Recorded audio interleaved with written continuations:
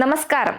ആശങ്കയുടെ ആകാശത്തു നിന്നും പ്രതീക്ഷയുടെ ചിറക് വിരുത്തിയാണ് ഇന്ത്യൻ പ്രധാനമന്ത്രി ശ്രീ നരേന്ദ്രമോദി ഇന്നലെ വയനാട്ടിൽ വിമാനമിറങ്ങിയത്.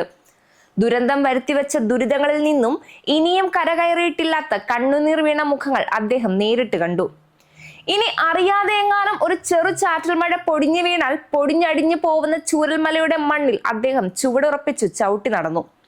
മല നെഞ്ചു പിളർത്തി ഇറങ്ങി വന്ന് ഒഴുക്കിക്കളഞ്ഞ ചൂരൽമലയിലെയും മുണ്ടക്കയിലെയും കാഴ്ചകൾ അദ്ദേഹം കണ്ണുകൊണ്ടല്ല മറിച്ച് ഹൃദയം കൊണ്ടായിരുന്നു കണ്ടത്. അദ്ദേഹം കേരള മുഖ്യമന്ത്രിയുടെ കരങ്ങൾ ചേർത്ത് പിടിച്ചതിൽ കരുതലിന്റെ കരുത്തുണ്ടായിരുന്നു.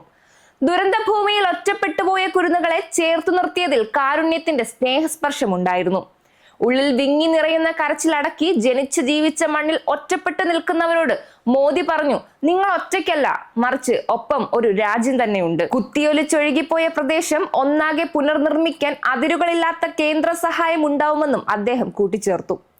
ഉരുൾപൊട്ടിയ പ്രദേശങ്ങളിലെ തകർന്നു പോയ സ്കൂളുകൾക്കും ആശുപത്രികൾക്കുമൊപ്പം മറ്റു അടിസ്ഥാന സൗകര്യങ്ങളും അടിയന്തരമായി പുനർനിർമ്മിക്കേണ്ടതിന്റെ ആവശ്യകത അദ്ദേഹം എടുത്തു പറഞ്ഞു. എല്ലാം കണ്ടും കേട്ടും അറിഞ്ഞും മനസ്സിലാക്കിയാണ് അദ്ദേഹം വയനാട്ടിൽ നിന്നും തിരിച്ചുപോയത്.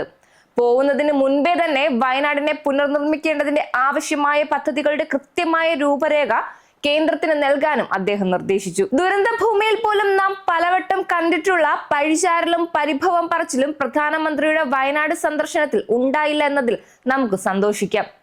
കേരള സർക്കാരും പതിവിന് വിപരീതമായി തന്നെ ഒരു വാക്കുകൊണ്ട് പോലും മോദിയുടെ സന്ദർശന വേളയിൽ കേന്ദ്രത്തെ കുറ്റം പറഞ്ഞു കേട്ടില്ല. മോദിയെ സ്വീകരിച്ചതു മുതൽ മോദിയുടെ സന്ദർശന സമയം മുഴുവൻ കൂടെ ഉണ്ടായിരുന്ന കേരള മുഖ്യമന്ത്രി പിണറായി വിജയനും മോദിയുടെ വാക്കുകളെ പ്രതീക്ഷയോടെ തന്നെയാണ് കേട്ടത്. മോദി തിരിച്ചുപോയ ശേഷവും മാധ്യമങ്ങളോട് സംസാരിച്ച മന്ത്രിമാരായ കെ രാജനും റിയാസ് മുഹമ്മദും കേന്ദ്ര സമീപനത്തിൽ സംതൃപ്തി രേഖപ്പെടുത്തുകയും ചെയ്തു. മാറ്റങ്ങൾ നല്ലത് തന്നെ, അത് നമുക്ക് നല്ലത് കൊണ്ടുവരുമെങ്കിൽ മാത്രം. വയനാട് ദുരിതത്തിൽ മരണം കൈപിടിച്ച് കൊണ്ടുപോവാതെ ഈ ഭൂമിയിൽ ഉപേക്ഷിച്ചു പോയവരുടെ ജീവിതത്തിന്റെ ഉറപ്പും പ്രതീക്ഷയും ഇനി നമ്മളിലാണ്.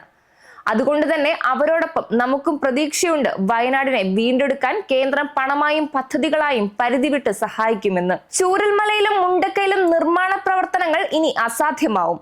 ഭൂമിശാസ്ത്രപരമായി ഏറ്റവും ലോലമായ മണ്ണിൽ ഇനി നിർമ്മാണം ആത്മഹത്യാപരമായിരിക്കും. അതുകൊണ്ട് തന്നെ ആ പ്രദേശങ്ങളിൽ നിന്ന് മാറി വീടുകൾ, കൃഷിയിടങ്ങൾ, ആശുപത്രികൾ, സ്കൂളുകൾ, മാർക്കറ്റുകൾ, കടകൾ എന്നിങ്ങനെ എല്ലാ അടിസ്ഥാന സൗകര്യങ്ങളും ഒരു ടൗൺഷിപ്പ് പണിയുകയായിരിക്കും ഏറ്റവും ഉചിതം. ജോലി നഷ്ടപ്പെട്ടവർക്ക് ജോലി നൽകാനുള്ള പദ്ധതികൾ, ജോലി ഉപകരണങ്ങൾ നഷ്ടപ്പെട്ടവർക്ക് അത് ലഭിക്കാനുള്ള പദ്ധതികൾ, കൃഷിഭൂമി നഷ്ടപ്പെട്ടവർക്ക് കൃഷിഭൂമി, ഇതിനെല്ലാം പുറമെ തന്നെ ഒരു രാത്രി കൊണ്ട് കൺമുന്നിൽ നിന്നും മറഞ്ഞു പോയവരുടെ വേദന മറക്കാനാവാതെ വിങ്ങുന്ന മനസ്സുകൾക്ക് ആവശ്യമായ കൗൺസിലിംഗ്. ചൂരൽമലയിലും മുണ്ടക്കയിലും ഉരുൾപൊട്ടൽ ബാക്കി വെച്ച് പോയവരുടെ ജീവിതം തിരിച്ചു പിടിക്കാൻ കേന്ദ്രം കൂടെ ഉണ്ടാവുമെന്ന വാക്ക് വെറും വാക്കല്ലെങ്കിൽ ഇതൊക്കെ ഉൾക്കൊള്ളുന്ന ഒരു സമഗ്ര പാക്കേജിന് വേണ്ടിയാണ് ഞങ്ങൾ കാത്തിരിക്കുന്നത്. കേരളം ഇപ്പോൾ അനുഭവിക്കുന്ന സാമ്പത്തിക ബുദ്ധിമുട്ടിന് പരിഹാരം കാണാൻ വേണ്ടിയുള്ള ഒരു വമ്പൻ സാമ്പത്തിക പാക്കേജ് കേരളം കേന്ദ്രത്തോട് ആവശ്യപ്പെടില്ല എന്ന് പ്രതീക്ഷിക്കാം.